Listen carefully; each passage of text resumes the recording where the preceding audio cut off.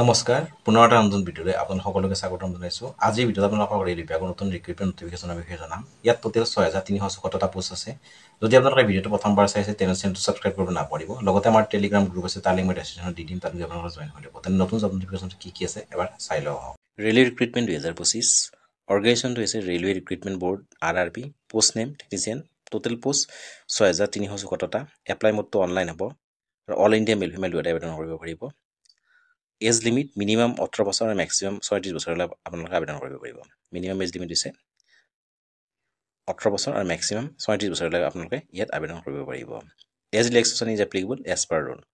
Application fees for general OBC candidate 500 টকা দিব লাগিব। SC আৰু ST কেণ্ডিডেটসকলে 250 টকা দিব লাগিব। পে'মেণ্ট মোডটো অনলাইন হ'ব। জেনেৰেল আৰু OBC কেণ্ডিডেটসকলে 500 টকা দিব লাগিব।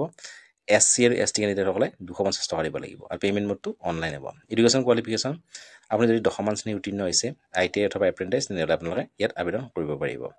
চিলেকশ্যন প্ৰচেছটো আপোনালোকৰ ৰিটেন এক্সাম হ'ব, ইণ্টাৰভিউ আৰু ডকুমেণ্ট ভেৰিফিকেশ্যন, তাৰপিছত ফাইনেল জইনিং। আপোনালোকে লিখিত পৰীক্ষাৰ অৱতীৰ্ণ হ'ব লাগিব, ইণ্টাৰভিউ আৰু ডকুমেণ্ট ভেৰিফিকেশ্যন। এইখিনি হৈছে selection process. Exam pattern subject general এৱাৰনেছত 10টা কুৱেশ্যন থাকিব, টোটেল মাৰ্কছ 10 হ'ব।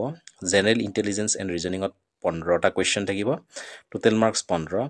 Basic of computer and applications 20টা কুৱেশ্যন থাকিব, 20 নম্বৰ। মেথমেটিক্সত 20টা কুৱেশ্যন থাকিব, total marks 20। Basic science and engineering 35টা কুৱেশ্যন থাকিব, টোটেল মাৰ্কছ হ'ব 35। টোটেল কুৱেশ্যন হ'ব 100টা আৰু টোটেল মাৰ্কছ হ'ব 100 আৰু আপোনালোকে ইয়াত 90 মিনিট সময় পাব।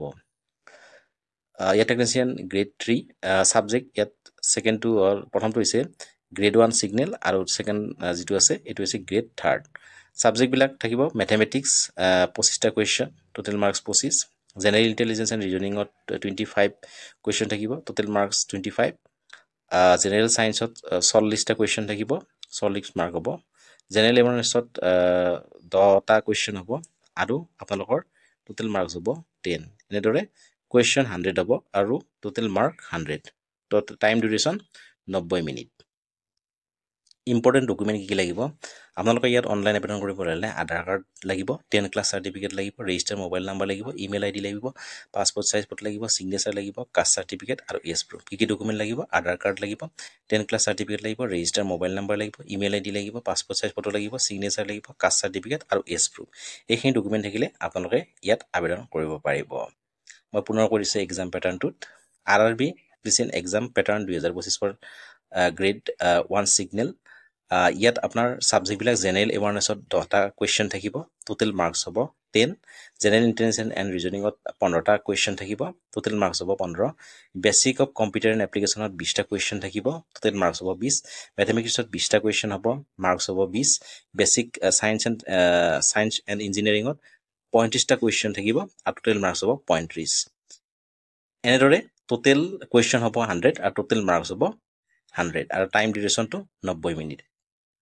ইয়াৰ ছেকেণ্ড গ্ৰেড 3 ইয়াত মেথমেটিক্সত 25টা কুৱেশ্যন থাকিব, 25 মাৰ্ক থাকিব।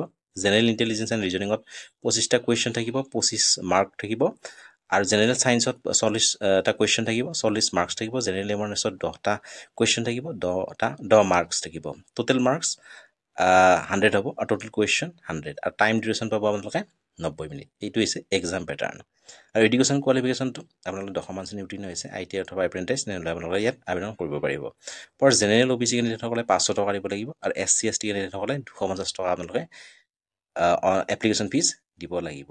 এপ্লাই মোডটো অনলাইন হ'ব আৰু ইয়াত মিনিমাম 18 বছৰ আৰু মেক্সিমাম 36 বছৰলৈকে আপোনালোকে ইয়াত আবেদন কৰিব। Age relaxation is applicable as per rule.